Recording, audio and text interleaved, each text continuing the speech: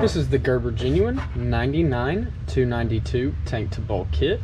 Now this gasket, well the kit, it does fit a few different tank models for Gerber. Now with the kit, it'll come of course with the gasket, the 2 bolts,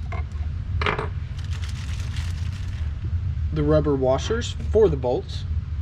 It just slides over top just like that down to the head, and then those will mount to, of course, through the tank into the bowl. And then these rubber little channel pieces, they can prevent the tank from rocking. And then these 4 plastic wing nuts. Now with some measurements from the gasket, we'll measure here from the outer diameter, measures right below 2.5 inches, and from here the outer diameter measuring right at about 3.25, right above 3.5 inches. And we'll measure one of the bolts here from the head to the tip of the threads, measures right below 3 inches.